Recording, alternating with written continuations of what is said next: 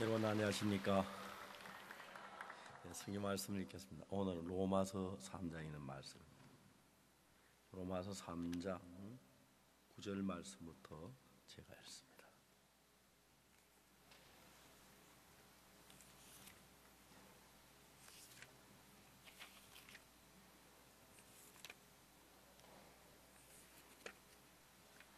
로마서 3장 9절입니다.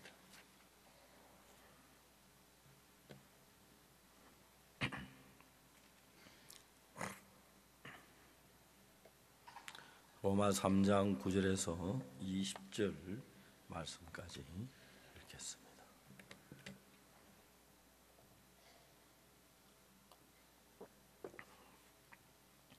그러면 어떠하뇨? 우리는 나으뇨? 결코 아니라 유대인이나 헬라인이나 다 죄 아래 있다고 우리가 이미 선언하였느니라.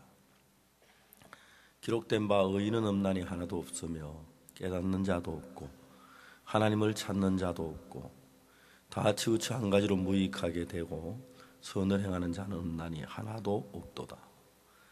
저희 목구멍은 열린 무덤이요 그 혀로는 속임을 베풀며 그의 술엔 독사의 독이 있고 그 입에는 저주와 악독이 가득하고 그 발은 피 흘리는 데 빠른지라 파멸과 고생이 그 길에 있어 평강의 길을 알지 못하였고 저희 눈앞에 하나님을 두려워함이 없느니라. 한과 같으니라.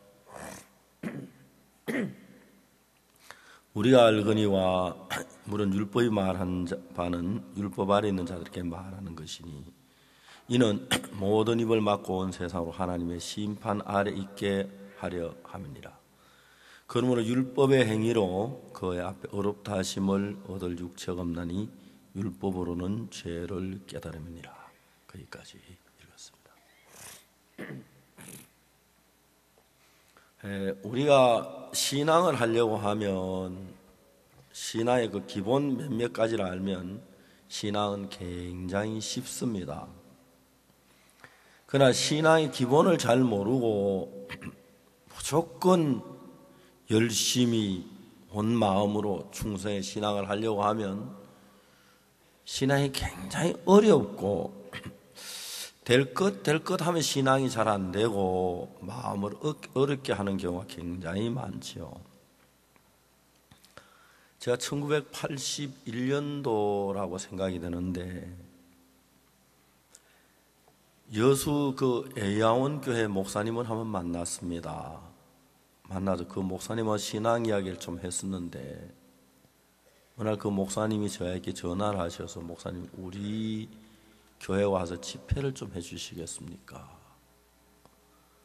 저는 여수의 양원교회에 대한 이야기를 여러 번 들었지요. 그 유명한 손양은 목사님, 사랑의 원자탄, 아주 그 유명한 사랑의 그 목사님이 시무하시던 그 교회인데,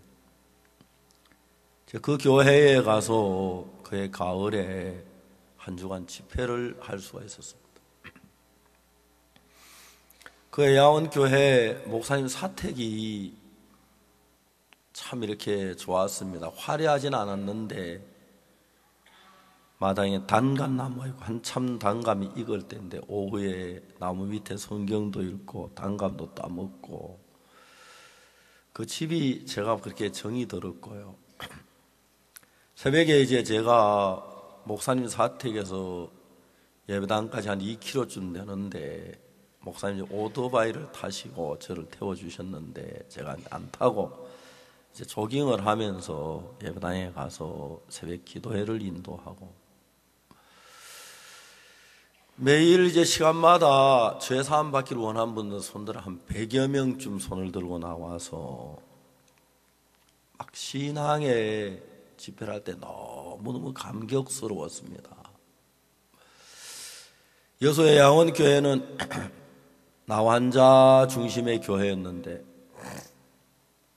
어떤 분들은 나병이 너무 심하셔서 집회 장소 나오지 못하고 스피커로 이렇게 말씀을 듣는 분들도 있었고요. 아주 병이 심한 분들도 보니까 있었습니다. 거기에 이제 제가 알기로는 우리나라에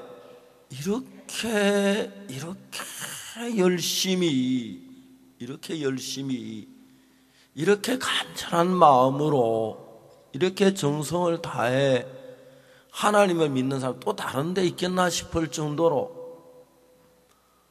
얼마나 열심으로 하나님을 믿으시고 정성을 다해서 신앙생활하는지 말할 수가 없었어요. 그분들이 나병에 걸려서 사회에서 격리돼 가지고 사시면서 많은 어려움도 있고 서수함도 있고 막 그런데 그런 걸 전부 다 이제 신앙으로 전부 이래 마음을 쏟고 일하는 데 마음을 쏟아 일도 부지런히 하시고 그냥 이제 그분들의 사는 삶을 보면은 몸은 병이 들었지만 마음은 정말 천사같이 신선해 보이고 거룩해 보이고 너무 아름답게 보였습니다. 그래 저희가 이제 새벽에 말씀을 전하고 그 다음에 아침 식사하고 오전에 말씀을 전하고 저녁 집회가 있고 그러니까 이제 오후 시간에는 그곳에 장로님들하고 이렇게 같이 신앙 상담하는 그런 시간을 가졌는데 둘째 날부터 장로님들이 한 분 한 분의 저한테 자기 마음에 그동안 막 숨겨져 있는 신앙에 풀리지 않는 문제들을 하나하나 가지고 나와서 이야기를 하기 시작했어요. 제일 먼저 입을 여신 어떤 장로님은 이분이 나병이 걸리시기 전에 교회 예배당에서 바로 예배당 옆에다가 집을 사가지고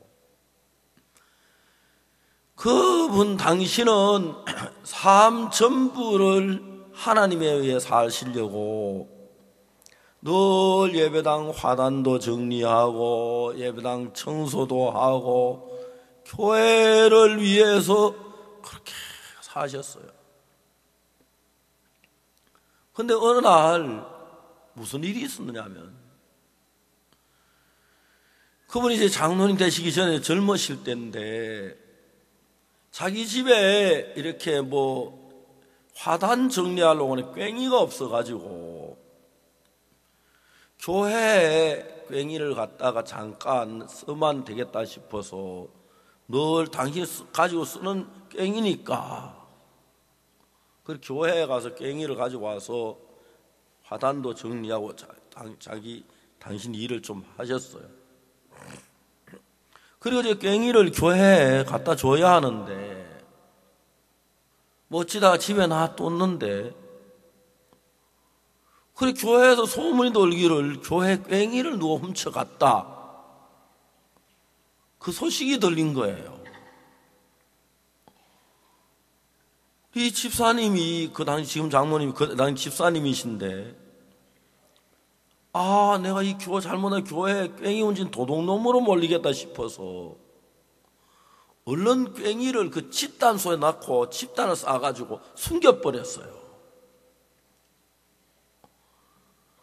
근데 때때로 교회에 성도들이 놀러 왔다가 집단 곁에만 오면은 막 가슴이 졸리는 거예요. 혹시 저게 드러나면 어떡하지? 내가 교회에서 꽹이 훔친 도둑으로 몰리면 어떡하지?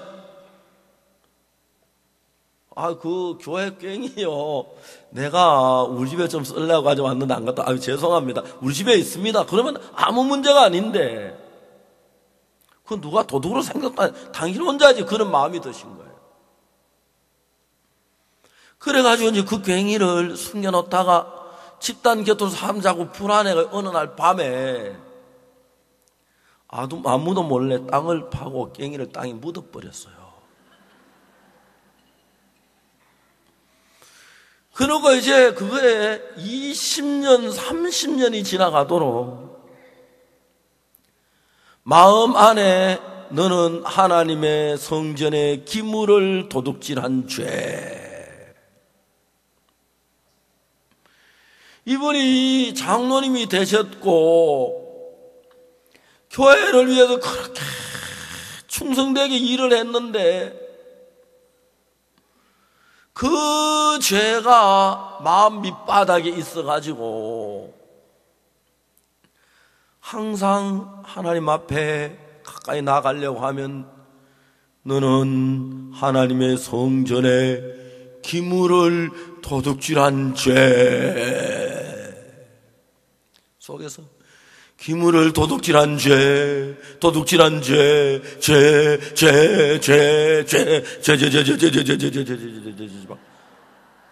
여러분들 웃으시지만 그분은 막 굉장히 고통스러운 거예요.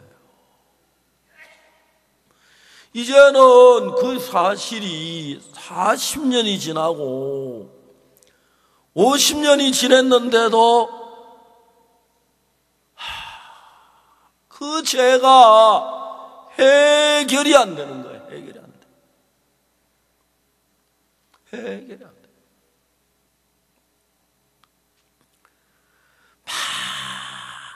너무 고통스러운 거예요.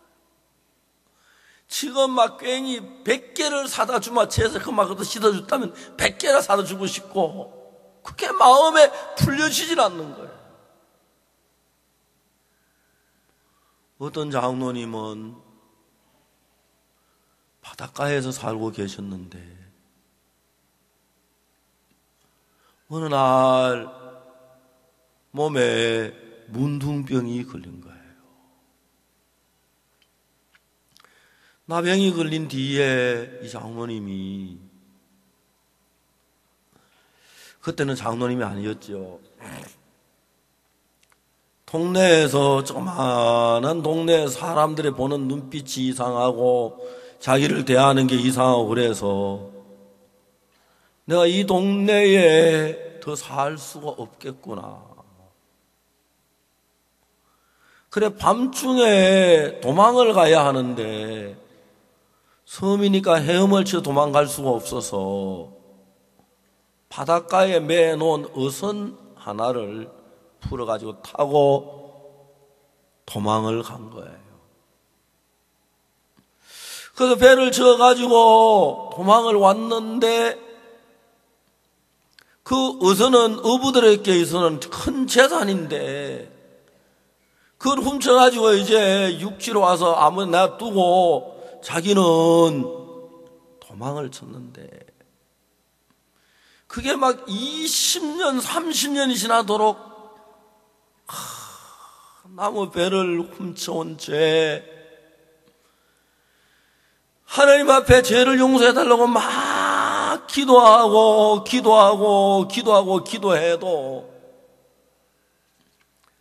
그 죄는 절대 씻어지지 않을 것 같은 거예요.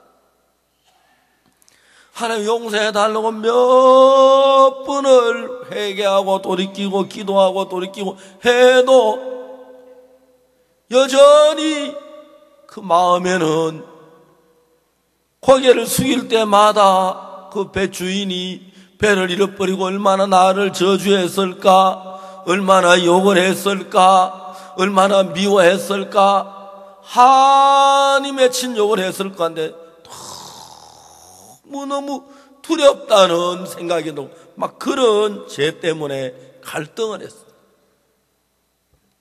사람들은 누구를 막론하고 자기가 죄를 짓고 나면은 그 죄가 아주 마음에 깊이 남아서 자기 마음에 떠나지 않는 그런 부분들, 그것 때문에 고통하는 사람들이 너무 많은 거예요.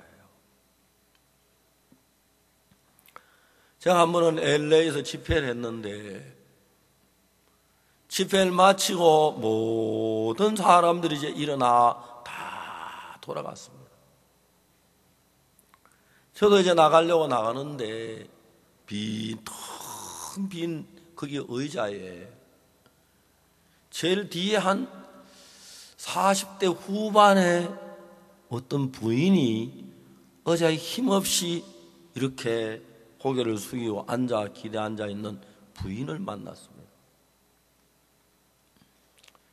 내가 지나가다가 안녕하세요 하고 인사를 했더니 깜짝 예 안녕하세요. 내가 질문해서 신앙생활 만족하십니까? 그 부인이 뭐라고 말하면 목사님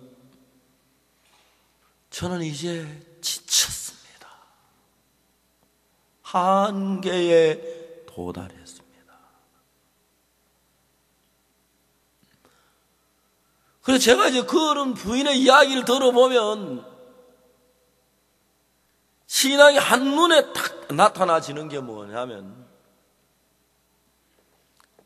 신앙이 이제 오늘날 두 가지로 나눌 수 있는데 하나는 내가 하는 신앙이 있고 하나님이 하시는 신앙이 있는 거라요. 목사님 나는 지쳤습니다. 한계에 도달했습니다. 나는 성전 기물을 도둑질한 죄가 있습니다. 나는 어부의 그 가장 큰 재산인 배를 훔친 죄가 있습니다. 이제 그런 죄들이, 그런 어려움들이, 그런 마음이 사람 마음 안에 오래오래 자리를 잡고 있어서 아무리 그 문제를 풀려고 해도 해결하려고 해도 풀려지지 않는 사람들이 있습니다. 한 번은 어떤 부인이 와서 저한테 얘기를 합니다. 목사님 저는 사람을 많이 죽였습니다. 이 부인은 자기가 산파라고 나한테 이야기를 했습니다. 이제 뱃속에 있는 아기를 이제 뭐 한 달 된 아이로부터 시작해서 9개월 된 아이까지 헤아릴 수 없이 많은 아이를 죽였습니다. 목사님, 이런 죄도 용서되겠습니까? 이제 사람들 마음에 그냥 신앙생활하면서 허허하고 웃으면서 신앙생활은 선하고 착하고 참 충성되고 목회도 잘하고 아니면 장로가 되고 그런 사람들 속에도 그 마음의 밑바닥에 딱 들어가면 항상 사람들의 마음에 밝고 예수 믿어 기쁘고 즐겁고 행복하고 감사하고 그런 것만 있는 게 아니라 어두운 부분들이 있고 말 못할 죄가 있고 더러운 악이 있어가지고 사람의 마음에 고통을 주고 괴로움을 주고 그런 분들이 너무너무 많았습니다. 저는 여수의 양원에 가서 몇몇 장로님들을 만나 뵀는데 그분들은 저희들 볼 때 천사 같은 삶을 삽니다. 장로님들이 지혜도 있으시고 정말 그 얼굴에도 선한 빛이 비치시고 삶 전부가 병이 들었긴 하지만은 하나님 위에서만 사는 그런 삶들을 보면 제가 봐도 이분들은 참 신선해 보인다. 거룩해 보인다. 참 천사 같다. 이렇게 사시는 분들도 있구나. 이렇게 정말 내가 참 부럽다. 본받고 싶다. 그런 분들이 참 많았습니다. 근데 이제 우리가 같이 이야기를 하다 보면 처음에는 이제 그런 이야기가 나오는데 1시간이 지나고 2시간이 지나면서 마음속에 일어나는 여러 가지 일들이 나오면 그렇게 아름다워 보이고 귀해 보이고 하지만 죄를 범치 않는 사람은 아무도 없으니까 그분들 마음 밑바닥에 자리를 잡고 있는 그 죄가 그들의 마음에 고통을 주고 괴로움을 주고 아픔을 주고, 그래서 이제 그야 같이 웃을 수 있고 즐길 수 있고 신앙생활 할 수 있지만, 한 번씩 기도를 하려고 하거나 어떤 일 문득 그 죄가 생각날 때는 고통스러워야 하고 괴로워야 하고 마음이 아파야 하고 막 그 짓눌려야 하는 그런 삶을 사는 사람들을 많이 만나봤습니다. 이유는 뭐냐면은, 신앙 가운데 두 가지 신앙이 있는데, 내가 하는 신앙하고 하나님이 하시는 신앙은 두 가지입니다. 여러분의 인생 전부를 하나님의 손에 넘긴 바 되고, 여러분의 신앙 자체를 하나님의 손에 넘어가서 하나님이 여러분의 인생을 맡으시고 하나님이 여러분의 신앙 문제 이끌어 가시고, 여러분이 하나님 문제가 되면 하나님은 여러분의 어떤 죄든지 눈처럼 이겨시고 거기서 자유를 주시고 기쁨을 주시고 하나님과 연결돼서 복되고 감사한 삶을 살도록 이끌어 주시지요. 반대로 여러분, 우리가 하는 신앙, 내가 하는 신앙은 그렇지 않습니다. 내가 하는 신앙은 어때? 내가 잘할 때도 있고 하나님 충성할 때도 있고 봉사할 때도 있지만 범죄할 때도 있고 거짓말을 잘못할 때도 있으니까, 신앙이 어떨 때 볼 때는 막 천국 갈 것 같다가 어떨 때 볼 때는 지옥 갈 것 같고, 어떨 때 보면 우리 교회에서 나와 더 신앙 가진 사람이 있겠나, 어떨 때 막 어렵고, 그런 마음을 갖고 있는 사람들이 너무너무 많습니다. 그런데 성경을 읽어보면, 성경은 어떠한 부분만 읽으면 모르는데 성경을 좀 읽으면, 그래서 저는 이제 제가 성경을 읽기 시작하면서 신약 구약을 쭉 창세부터 차례대로 읽기 시작했어요. 이 성경은 한 1800페이지쯤 되는데, 제가 읽을 때 한 페이지를 읽는데 2분쯤 되면 성경 한 페이지를 읽을 수 있겠더라고요. 신구약을 한 번 읽는데 그러니까 1800페이지, 3600분. 그러니까 3600분이면 한 시간이 60분이니까 한 60시간 하면 신구약을 한 번씩 읽게 돼요. 제가 한 주간 동안 성경을 읽으면서 하루에 10시간씩 쉬지 않고 읽으면 6일 만에, 월, 화, 수, 목, 금, 토 할 동안에 신구약 성경을 한 번씩 읽게 되겠더라고요. 그렇게 하기는 아주 드물 때 한 번씩 그렇게 하고, 그냥 하루에 한 30페이지씩 읽으면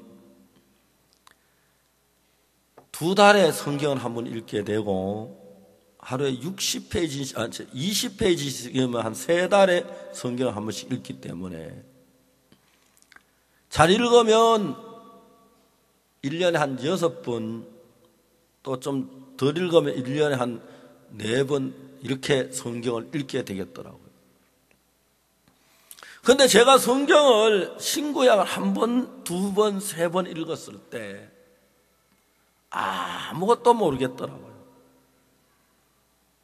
근데 4번, 5번, 6번, 7번쯤 읽어가니까 성경 전체의 윤곽을 파악이 되는 거예요. 하나님의 마음이 이렇구나, 이러시구나. 제가 신구약 한 10번 정도 읽고 20번쯤 읽었을 때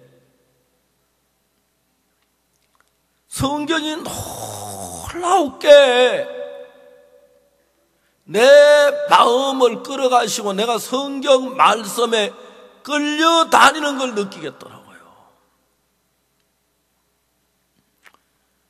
그러면서 이제 하나님의 마음 그걸 이해하게 되면서 하나하나 이제 의문이 풀리기 시작하는 거예요. 성경에서 율법을 지키라고 되어 있는데 지키면 복을 받는다고 하는데 왜 율법을 지키라고 하는지 하나님의 마음을 알겠더라고요. 그래서 오늘 여러분 제가 로마서 3장을 읽었는데 3장 9절에 그러면 어떠하뇨? 우린 나으뇨? 결코 아니라. 유대인이나 헬라인이나 다 제 아래에 있다고 우리가 이미 선언하였느니라. 그러니까 여러분 이 세상에 죄를 범치 않는 사람은 한 사람도 없습니다. 맞습니까? 여기에서 죄 안 범하신 분 한분 계십니까? 아마 그분은 우주인이거나 아담 하와가 선악과를 따먹고 하나님을 반역한 뒤로 그 후손은 백인이든 흑인이든 황인종이든 한국 사람이든 미국 사람이든 똑같이 죄의 후손이기 때문에 그들 마음속에 죄가 막 쏟아나고 미움이 일어나고 거짓이 일어나고 교만한 마음이 일어나고 악한 마음이 일어나고 엄란한 마음이 일어나고 인간은 다 같아요. 다 같아요. 제가 미국 시카고에서 집회를 한 적이 있었는데 그 시카고 교회에 액세서리 장사하는 분이 있었어요. 그분이 저한테 금목걸이를 이만큼을 가져왔어요. 목사님이 가져가서 목사님 교회 젊은 부인들 하나씩 주십시오. 근데 그게 금이 아니고 금 몇 기를 한 거라 같더라고요. 이제 한국 사람들이 순금 목걸이를 많이 하고 중국 사람이 많이 하는데 미국 사람들은 순금 목걸이를 하는 분이 거의 없고 다 몇 기, 18금 그러는데 저는 막 그래서 나 두고 왔는데 시카고 교회 목사님이 그걸 내 가방 안에 딱 넣어놨어요. 전 몰랐어요. 김포공항에 딱 내렸는데 세관금열에서 걸렸어요. 완전히 박옥수 목사 금계 밀수범이 된 거예요. 저도 막 굉장히 당황했어요. 세관은 직원이 한 말이 이거 신고해야 할 거 아닙니까? 왜 신고를 안 했습니까? 저도 막 얼마나 당황했다. 이거 금이 아닙니다. 금이 아닙니다. 맥깁니다. 비싼 게 아닙니다. 그리고 금덩어리 이만큼 되면 무지무지하게 비싸잖아요. 근데 그분은 우린 잘 모릅니다. 이게 난감한 거예요. 그래서 제가 물어봐서 혹시 칼이 있습니까? 그거 한번 끌고 보면 알 수 있을 겁니다. 그랬어요. 그래서 세관한테 칼을 하나 구해왔어요. 오더니 이거 끌고도 되겠습니까? 괜찮겠습니까? 괜찮겠습니까? 예, 끌고세요. 그러니까 여러분 순금은 아무리 끌고도 금이 나와야 하잖아요. 그죠? 근데 그걸 딱 끌고 보니까 뭐가 금방 껍데기만 맡기지 안에는 굴인지 뭔지 딴새가 나오는 거예요. 그래가 살았어요. 그래가지고 집에 와서 제 아내한테 여보, 내가 당신 목걸이 못 사줘 미안한데 한 짐 사왔어요. 근데 어쨌는지 모르겠습니다. 자매들 나눠주고 그랬을 거예요. 그 순금이었더라면 저는 뭐 신문에 나든지 교도소에 가든지 벌금을 내든지 아마 그랬을 거예요. 순금이 아니었어요. 여러분들이 거룩한 거, 여러분이 선한 거, 여러분이 깨끗한 것은 매끼한 거예요. 순금 목걸이가 아닌 것처럼 여러분의 거룩은 순금 거룩, 순수한 게 아니고, 순금 목걸이는 아무리 칼로 끌고도 계속 금이 나와야 순금이지, 그죠? 반지도 그렇지요. 매끼한 거는 속은 굴인데 센데 금으로 포장을 해 긁으면 금방 속에 쇠가 나고 구리가 나오는 거예요. 그건 가짜예요. 여러분이 행하는 선이 진짜 마음속 중심에서부터 악이 하나도 없는 선이 나오면 어떤 사람이 선 아무리 파도 아무리 뒤져도 선만 있어야지 악이 없어야 진짜 선이에요. 그런 사람이 누가 있어요? 아무도 없어요. 그러니까 여러분 우리는 매끼한 선을 가지고 있어요. 그죠? 매끼한 의를 가지고 있어요. 그러니까 이제 그게 모르는 사람 속는 하나님 보실 때 너 그거 선한 것 같지만 선한 거 아니야. 너 그거 진실한 것 같지만 진실한 거 아니야. 너 그거 거룩한 것 같지만 거룩한 거 아니야. 하나님의 눈에는 악으로 전부 다가 나타나. 그러면 율법이란 건 뭐냐 하면은 율법이란 건 율법에 10계명이 있고 그 외에 여러 가지 법이 있는데 그 법을 하나라도 어기면 전부 다 어긴 거와 마찬가지입니다. 맞습니까? 그렇기 때문에 여러분 율법을 아무리 정말 여러분 나름대로 나는 그래도 주의를 지켰어, 난 안식일을 지켰어, 나는 하나님의 다른 신에게 막 안해서 쭉 그런데 하나님은 우리 전부 다 인간인데 다 죄를 범했는데도 그래도 자기는 선한 자 하나님하고 나는 40일 금식 기도를 했습니다. 나는 재산을 팔아 예배당을 지었습니다. 나는 20년째 새벽 기도에 안 빠졌습니다. 난 주일 예배에 참석하고 난 11조 하나도 안 떼먹고 꼬박꼬박 드렸습니다. 이제 그런 선을 내세우는데 하나님 보실 때 그건 선이 아니고 다 악한 거예요. 악한 거예요. 그러면서도 나는 선을 행한다, 나는 의를 행한다, 나는 진실하게 산다, 그렇게 인간들이 쏟고 있는 거예요. 그래서 하나님이 인간이 어떤 걸 알려주기 위하여 율법을 지키라고 주신 거예요.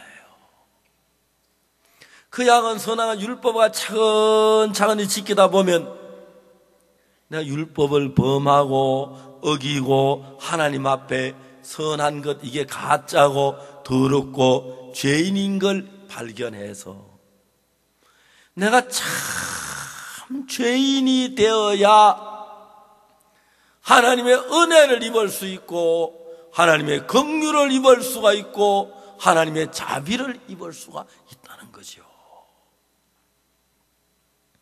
제가 대구 파동에서 할 때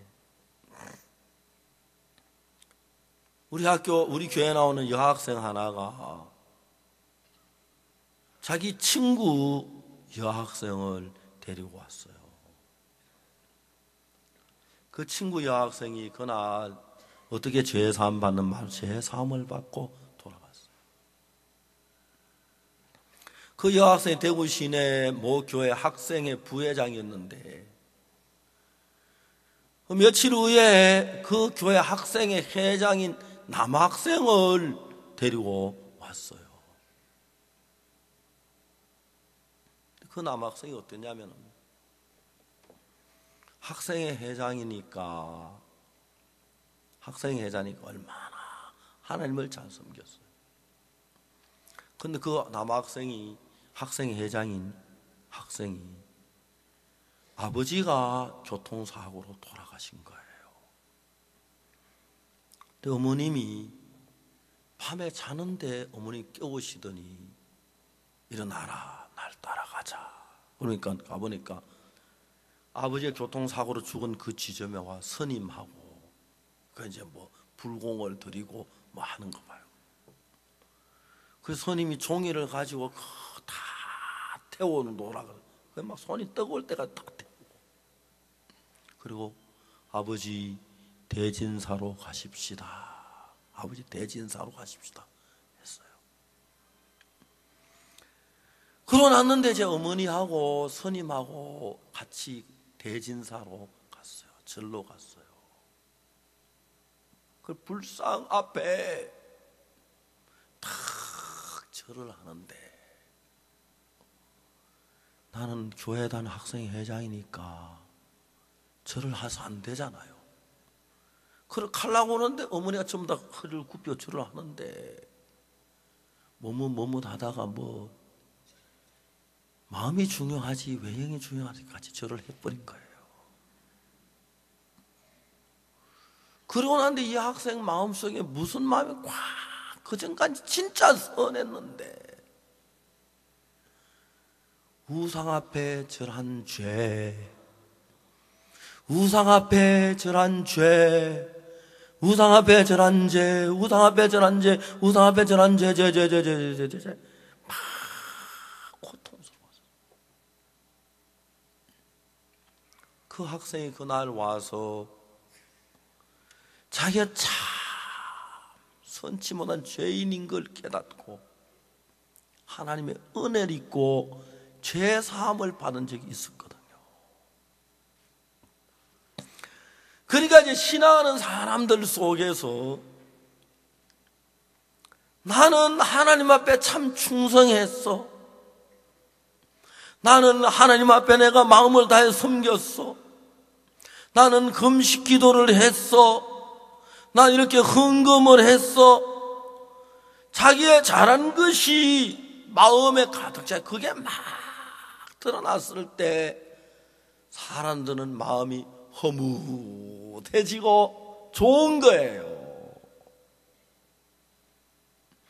그다 이제 내가 죄를 짓고 악을 행하고 내가 지옥을 갈 것 같아. 그러면 또 마음이 고통스럽고 괴로운 거예요. 정확하게 신앙이 정리 안 된 사람은 어떤 신앙을 하냐면은 내가 금식 기도했을 때 감사하게 주여 감사합니다. 죄가 또 생각할 때 막 죄송하고 부끄럽고 송구스럽고 힘이 없고 이제 막 그런 삶이 허무됐다가 죄에서 막 고통스럽다 허무했다가 고통스럽다 좋았다가 싫었다가 나빴다 막 그렇게 막 소용돌이 치는 그런 신앙을 하는 분들이 대부분이에요. 그런데 여러분 하나님은 우리에게 뭘 깨우쳐 주시느냐 하면은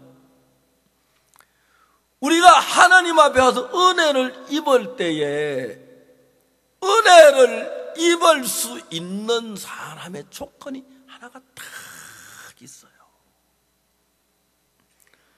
선한 것이 없고 악분이고 죄에 찌들리신 그런 사람들이 하나님 앞에 와서 은혜를 입는 거예요. 그러니까 예수님이 세상에 계실 때도 예수님 앞에 와서 은혜를 입는 사람 전부 누구냐 하면은 우리가 어제 저녁에 이야기한 그 강도 만난 자, 이 사람은 자기가 할 수 있는 게 아무것도 없는 사람이에요. 그냥 죽을 수밖에 없는 사람. 가늠한 여자, 그 여자가 할 수 있는 게 아무것도 그냥 놔두면 죽을 수밖에 없고 돌에 맞아 죽을 수밖에 없는 사람. 십자가의 강도, 세리 삭개오, 이런 죄에 깊이 빠진 사람들은 전부 다 예수님 앞에 나와서 은혜를 입고 복을 입는데, 나는 그 1회에 2번씩 금식했습니다. 소득의 11조를 드렸습니다. 나는 저 죄인들을 갖지 않습니다. 나는 충성했습니다. 하나님께 뭘 했습니다.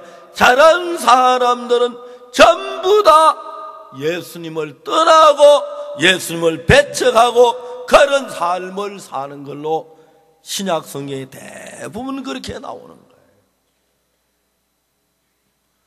실제로 여러분 우리는 전부 다 멸망을 받을 수밖에 없는 죄를 범한 사람들인데, 그러면 죄를 범하고 멸망을 받아 저주를 받을 사람인데, 사탄은 우리에게 막 선한 일을 해서 내가 굉장히 선한 사람을 만들어버려요. 저도 주일학교 다닐 때 우리 주일학교 교사 선생님이 무슨 얘기를 하냐면, 자기는 어느 날 새 오발을 샀대요. 그러다 밤에 지나가다 보니까 어떤 거지가 앉았길래 새 오발을 벗어 그 거지를 탁 덮어서 가만히 있으라고 막 도망쳐 왔대요. 그 이야기들은 너무 멋져 보이는 거라요. 난 새 오발 없어 그러진 못하고 나도 막 그래 한번 해보고 싶었어요.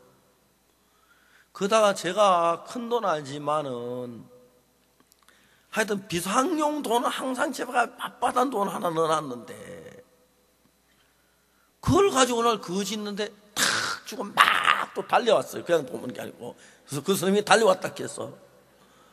그럼 막 그래 와도 되는데 누가 안 잡는데, 막 그 빳빳한 새 돈, 깨끗한 돈 갖다가 거지에게 탁 주고 막 달려왔어. 한참 뒤로는 아무도 없더라고요. 그리고 그게 막 세월이 1년이 지나도 10년이 지나도 20년, 30년 지나도 막 내가 거지에게 더 주고 막 달려왔다. 그 흐뭇한 마음, 그 기쁜 마음, 참 많은 기독교인 가운데서 자기가 자는 그런 마음에 취해가지고 후퇴하고 기뻐하고 즐거워하는 사람이 많아요. 근데 죄는 있잖아요. 왜냐면 죄가 있으면 멸망인데 좀 허무한 그게 나를 천국으로 못 보내요. 그런데 사람들은 속아서 내가 선을 행했으니까, 내가 이랬으니까 하늘나라 갈 수 있겠지. 저희 누님이 친구가 있었는데 그 친구가 결혼하는데 배의 선장님하고 결혼을 했어요. 한 번은 그 선장님하고 나하고 신앙 이야기를 했어요. 그 선장님이 자기는 하늘나라 간다고. 어떻게 가느냐? 그분이 저한테 얘기해요. 제가요, 배에 내 침대는 아주, 그분 침대는 다른 사람 침대 배가 된대요. 왜 크냐면은 배가 이렇게 가는데 파도가 방향이 늘 다르대요. 이제 파도에 맞춰서 방향을 잡아서 잠을 자야 하는 거예요. 안 그러면 파도에 울리면 굴러다니다가 밤새도록 끝난다는 거죠. 그래서 파도가 이렇게 칠 때는 그쪽으로 머리를 두고 이렇게 방에 자야 이렇게 자지, 이렇게 굴러다니다 안 된다면서. 내가 그렇게 어렵게 배를 타고 다니면서 번 돈을 11조를 드렸는데 내가 믿음이 없으면 미쳤다고 드렸겠느냐? 그런데 내가 왜 천국을 못 가느냐? 이제 그분들은 내가 잘한 것 가지고, 내가 선을 행한 것 가지고, 내가 정말 정직한 것 가지고, 교회에 충성한 것 가지고, 11조 낸 것 가지고, 40일 금식 기도한 것 가지고 천국 갈 줄로 알고 있는 거예요. 성경에는 에베소서에 뭐라 하냐면 너희가 그 은혜를 인하여 믿음으로 말하며 구원을 얻었나니 이것이 너희에게 난 것이 아니라 하나님의 선물이라. 그 다음에 행위에서 난 것이 아니니, 우리가 뭘 착한 일을 해서 선을 행해서 행한 행위로 하늘나라 가는 일은 절대로 되어지지 않는다 하고 성경은 얘기해요. 그렇기 때문에 여러분 하나님 위해서 무슨 일을 했든지 간에 행함으로는 절대로 하나님 앞에 설 수가 없습니다. 성경이 그렇게 얘기합니다. 잘 모르는 사람들은 내가 이렇게 선한 일을 했는데, 내가 이렇게 남을 도왔는데, 내가 이렇게 주를 위해 충성했는데, 내가 어떻게 하나님을 섬겼는데, 어떻게? 제가 베트남에 갔을 때 베트남에 아주 유명한 목사님을 만났습니다. 그분은 하나님을 믿다가 교도소에 가서 7년인가 복역을 한 사람입니다. 제가 이야기를 해서 그분은 내가 하나님으로 7년 동안 교도소에 있었는데 하늘나라 못 가겠노. 제가 그러면 목사님, 하늘나라 내가 행한 행위로는 절대 안 됩니다. 성경에 그렇게 되어 있습니다. 예수 2장 8절에 너희가 그 은혜리나 믿음으로 구원을 얻었나니 이건 너희에게 난 것이 아니요 하나님의 선물이라. 행위에서 난 것이 아닌 이는 누구든 자랑치 못하게 함이니라. 행위에서 난 행위로 말미암지 않았다. 행위에서 난 것이 아니니 그랬습니다. 근본 여러분 우리는 죄인이기 때문에 우리가 무슨 일을 해도 하나님 눈에 죄인으로 나타나기 때문에 우리가 어떤 일을 한다고 해서 그 행위가 죄인이 하는 행위가 하나님이 기뻐하시게 할 수가 없다는 거죠. 그런데 여러분 율법을 좀 지켰다고 율법을 지금 완벽하게 지켜야 하는데 율법 좀 지켰다고 절대로 우리가 선해질 수 없고 거룩해질 수가 없는 것입니다.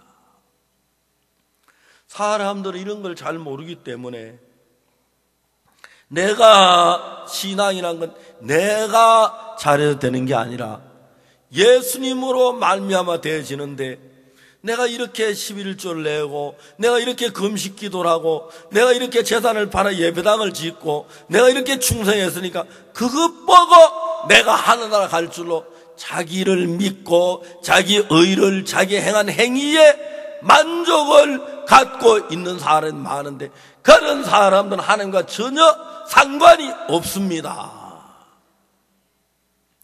그래서 여러분 성경은 이야기하기를 하나님이 율법을 주어서 율법을 지켜보면 내가 탐내지 말라는 이걸 어겼구나.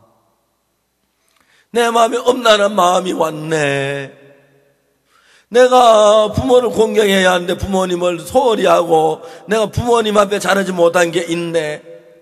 그런 율법을 지키다 보면 자꾸 내가 율법을 어기고 범하고 거스린 죄의 성품을 발견하고 내 노력으로 안 되는구나, 내 힘으로 안 되는구나. 그래서 강도 만난 자가 되어가야 한다는 것입니다. 강도 만난 자는 자기가 아무것도 할 수 없으니까 사마리아인이 와서 구원해 주었습니다. 그러나 우리가 뭘 하려고 하면 절대로 하나님이 우리 속에 일을 하지 않으신다는 거죠. 자, 로마서 3장 9절, 그러면 어떠하냐? 우리는 나으뇨? 결코 아니라. 유대인이나 헬라인이나 다 죄 아래 있다고 우리가 이미 선언하였느니라. 10절에 기록된 바 의인은 없나니 하나도 없으며, 의인은 없나니 하나도 없으며, 깨닫는 자도 없고 하나님을 찾는 자도 없고, 그 다음에 뭐라 그럽니까? 다 치우쳐 한 가지로 무익하게 되고 선을 행하는 자는 없나니 하나도 없도다. 여러분, 이런 성경을 하나님 좀 막 따지고 싶죠. 내가 왜 선을 안 했어요? 내가 왜 선을 안 했어요? 막 따지고, 내가 이래 했는데, 이래 착한 일 했는데, 이래 착한 일 했는데, 이래 근데. 여러분, 그건 전부 다 아까 이게 매끼한 선입니다. 알겠습니까? 이해가십니까? 여러분 볼 때 굉장히 큰 선이라 하나님 볼 때 그건 선은 아닙니다. 그건 매끼한 선입니다. 이해가죠? 그래서 여기서 보면은 다 치우쳐 12절에 다 치우쳐 한 가지로 무익하게 되고 선을 행하는 자는 없나니 하나도 없도다. 하나님이 내가 불쌍한 도우신 거 모르는가 보지요. 하나님 못 보신가 보지요. 내가 죽어가는 사람 살린 거 못 보신가 보지요. 저희 아버지가 살아 계실 때였습니다. 아버지, 예수님 믿으셔야 합니다. 나 믿는다. 걱정하지 마라. 아버지, 그래도 하나님 믿으셔야 합니다. 야, 니나 좀 잘 됐으면 좋겠다. 나는 하늘나라 간다. 아버지 가시더라고요.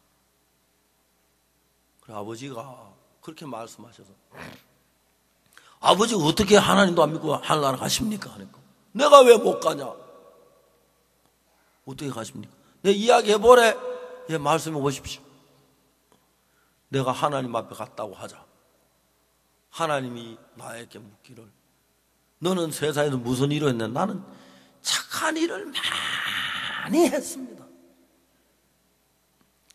그래, 무슨 착한 일을 했노? 물으면 내가 하나님 앞에 할 이야기가 있다.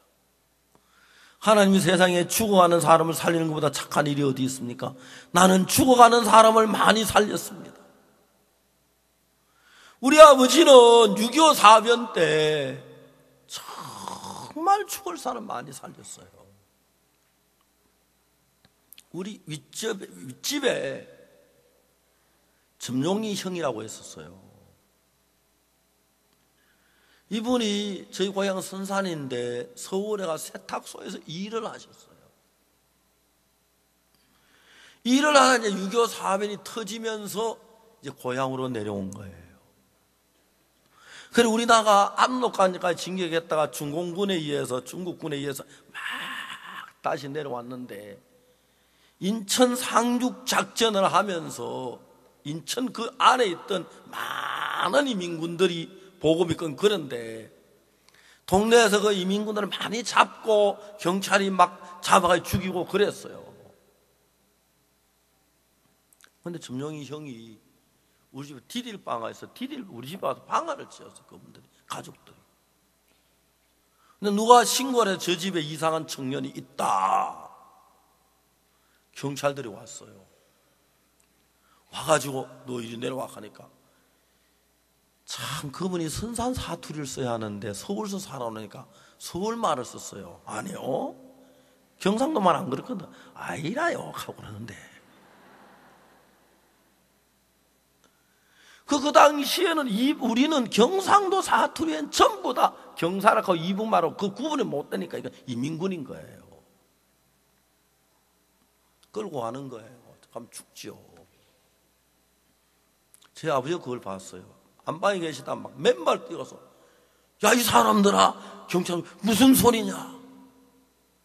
이 사람이 저 윗집에 살던 사람인데 저 이름이 점용이야. 네 이름이 점용, 뒤에 점이 있어. 그렇다고 점용이라 그래.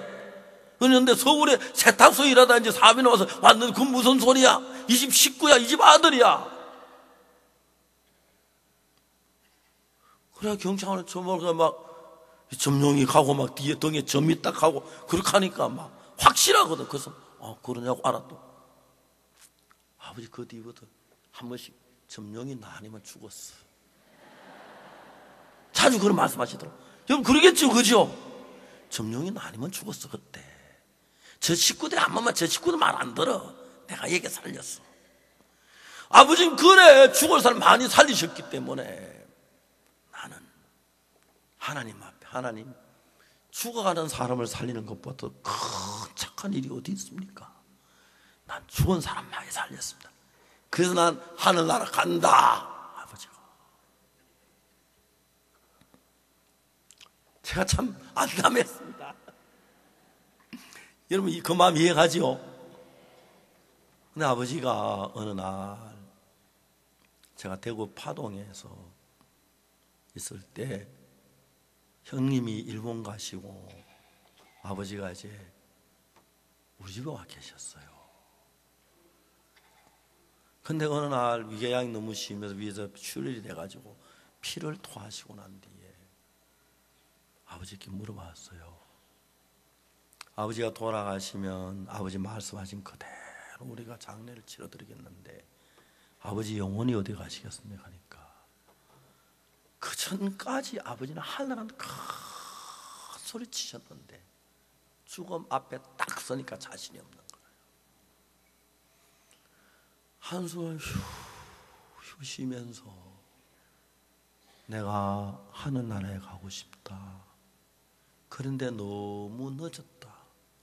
무슨 공로가 있어야지.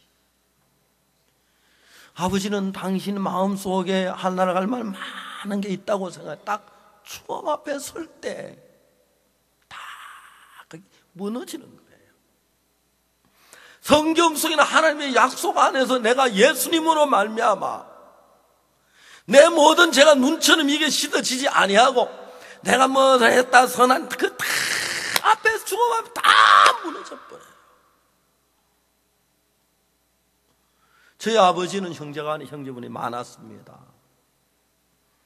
아버지가 맞으시고 일본의 히로시마에 우리 아버지는 제자 돌림인데 아버지는 얻을떡자를 가지시고 이름을 가지셨고 그 다음에 그 일본인 동생 대신 삼촌은 재근 삼촌이 있고 다음에 재수, 재호 그래 쭉 이제 있었는데 일본 전쟁에 삼촌 2분이 돌아가시고 6.25 전쟁에 삼촌 1분이 우리 가정에 3분이 전쟁으로 세상을 떠나시고 마지막으로 아버지하고 일본의 재근이 삼촌하고 2분이 끝까지 살아계셨습니다. 일본의 저희 삼촌은 일본 창가학회 남묘호랑개교를 믿었습니다. 저하고 신앙에 많은 갈등이 있었습니다. 그다 이제 작은아버지가 93 되셨을 때 작은아버지가 후두암이 걸리셨어요. 병원에 갔는데 이거 수술해야 한다 그랬어요. 작은아버지 난 수술 안 할란다. 의사 그 후두암이 목을 눌러 기도를 막아가지고 기도가 이제 이쑤시개 하나 들어갈 것밖에 안 됐는데 기도 막히면 죽습니다. 가다가 죽을는지 모릅니다. 난 가다가 죽더라도 수술하면 그냥 죽을란다. 내가 이제 뭐 얼마나 산다고 늙었는데 수술 안 하겠다. 고집을 안 하셨어요. 집에 오셔서 1년쯤 있다가 세상을 떠나셨어요. 작은아버지 1년 동안 늘 죽음을 생각하셨어요. 난 언제 죽을는지 모른다. 그래서 남묘호랑개교 그게 작은아버지 막 소망이었는데 막상 죽음 앞에 서니까 남묘호랑개교가 나를 살려줄 것 같지 못한 거예요. 아침마다 간절히 남묘호랑개교 하던 마음이 점점 힘을 잃고 남묘호랑개교. 어느 날 작은아버지가 그걸 그만두었어요. 자신이 없는 거예요. 내가 죽으면 남녀호랑개가 진짜 내 마음에 나를 좋은 하늘나라로 인도할 수 있겠는 자신이 없어져 버린 거예요. 여러분들도 그러니까 내가 뭐 11조하고 내가 뭐 교회 봉사하고 지금은 자신은 딱 죽음 앞에 서면 달라져요. 제가 복음을 늘 가서 책 가져오면 저희 사촌 동생들 볼 거 저는 딱 감사합니다. 내가 봐야겠다 가지고 침대 밑에 집어넣고 아들도 못 보게 예수 못 믿게 하고 남녀 호랑개교 믿게 하려고. 어느 날 작은아버지가 죽음 앞에 섰는데 자신이 없는 거예요. 작은아버지 엎드려서 침대 밑에 들어가셨어요. 그래가지고 그걸 다 끄집어내셨어요. 끄집어내 거기서 죄사함 거듭남의 비밀, 이게 뭐야? 일본말로 들으신 책을 제가 선물로 드렸는데 그걸 꺼내서 막 읽기 시작하셨어요. 작은아버지 그 이야기 안 하시고 작은어머니가 그 이야기 하셨어요. 맨 몇 날 며칠 읽더니 어느 날 작은아버지 막 우시더라고요. 이게 진리다. 조카 말이 맞다. 우리 조카가 진짜 이게 진리다. 그날 예수님의 은혜로 죄 사함을 얻은 거예요. 자, 여러분 보세요.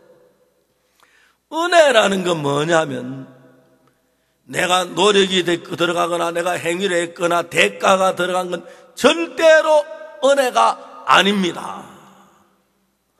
내가 한 것 아무것도 없고 100% 값없이 죄 사함 받는 그걸 은혜라고 하는 겁니다. 알겠습니까? 제가 이 시계를 선물을 받아 한 20년 동안 지금 차고 다니는데요. 이 시계가 한 100만 원은 갈 거예요. 근데 이 시계가 100만 원짜리인데 이거만 한 1,000원만 주고 사가라고 하면 은혜입니까? 은혜가 아닙니까? 은혜가 아니에요. 대가를 값을 일원이라도 내면 은혜가 아니에요. 은혜란 건 내가 잘한 것이 없이 노력한 것이 없이 대가가 없이 아무것도 없이 순수한 100% 값없이 행위 없이 노력도 안 하고 수고한 것도 없고 대가가 없이 받아지는 것을 가리켜서 은혜라고 합니다. 알겠습니까? 알겠습니까? 그래서 여러분 죄사함 받고 구원받는 은혜로 되어지는 건데 사람은 그 은혜를 못 받는 이유가 내가 자꾸 잘한 걸 가져가서 받으려니까. 알겠습니까? 내가 11조 낸 거, 금식 기도한 거, 예배당 지은 거, 그리고 봉사한 거, 새벽 기도 나간 거, 이런 잘한 걸 가지고 하는 그거는 내 행위를 한 걸 가지고 나가면 절대 은혜가 안 되기 때문에 절대 하나님의 배 복을 받을 수가 없습니다. 그래서 은혜를 받는 사람들은 나 행한 건 죄밖에 없습니다. 나는 무슨 일을 해도 죄인의 몸으로 해서 죄뿐입니다. 그렇죠? 죄밖에 없습니다. 내 행위가 전부 무너져야 합니다. 그래서 하나님은 우리에게 의인은 음란이 하나도 없으며 깨닫는 자도 없고 하나님을 찾는 자도 없고 선을 행하는 자가 없나니 하나도 없도다. 그 사람들이 이런 설교를 하면 아니요 목사님 저 선한 일 했어요. 저 누구 도왔어요. 너희들 저 이런 착한 일 했어요. 나한테 따지면 하나님께 따지면 성경에 하나님이 없다 쳤는데 맞아요? 나중에 하늘나라 가서 하나님은 많이 따져요. 난 선한 일 했는데 왜 안 했다 합니까? 하나님이 그거 몇 개 한 거야 하신다. 그렇죠?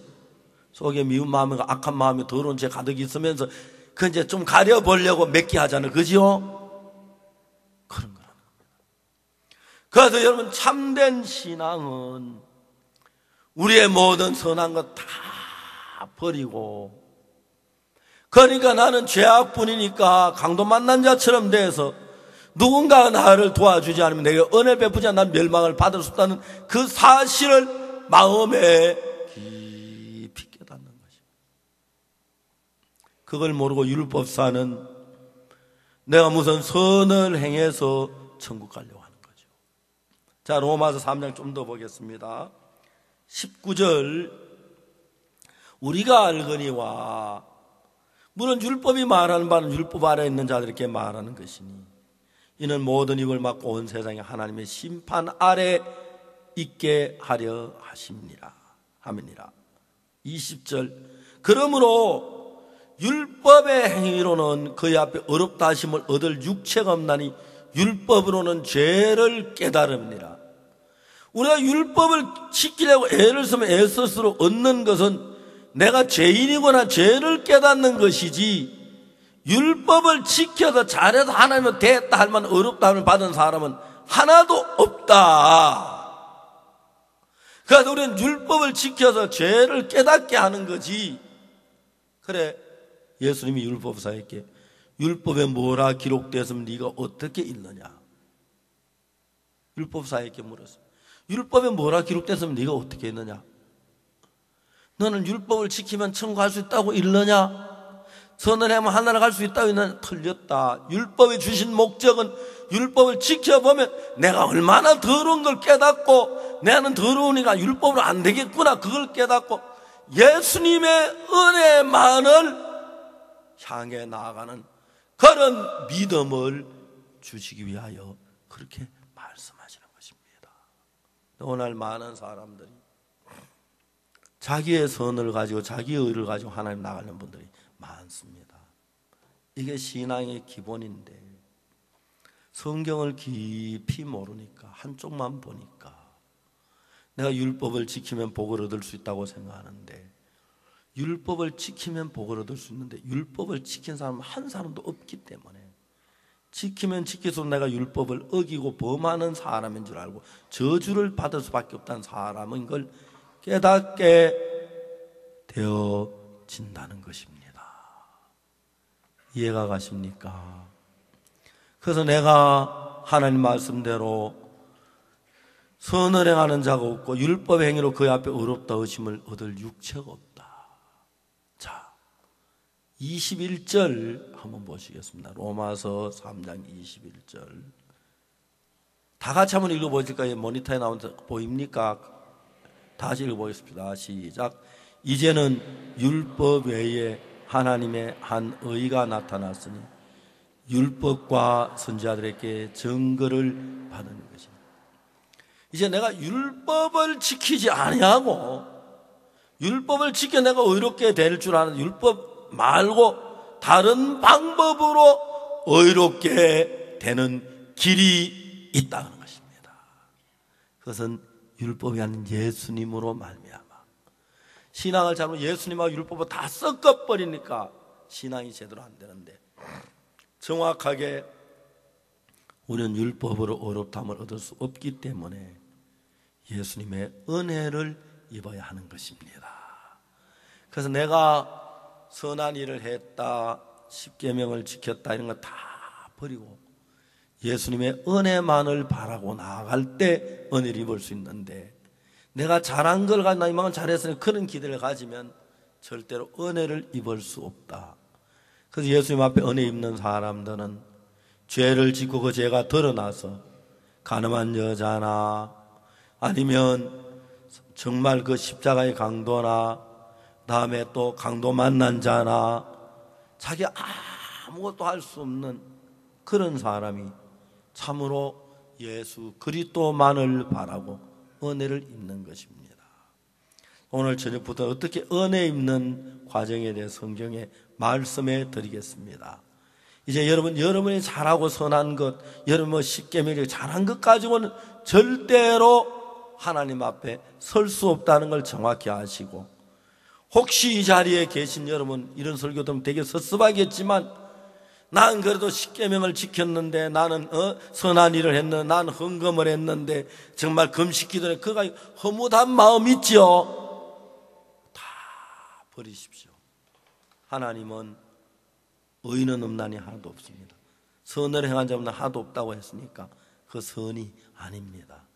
예수님이 하신 것만 선입니다. 그래서 내가 한 것 다 버리고 예수님이 하신 것 쪽으로 마음을 가다듬어서 예수님이 하신 걸 내가 받아들일 때 은혜롭게 되고 의롭게 되고 복되게 되는 거지, 내가 잘해서 될 사람은 한 사람도 없다는 사실을 깨달아야 한다는 것입니다. 기도하겠습니다.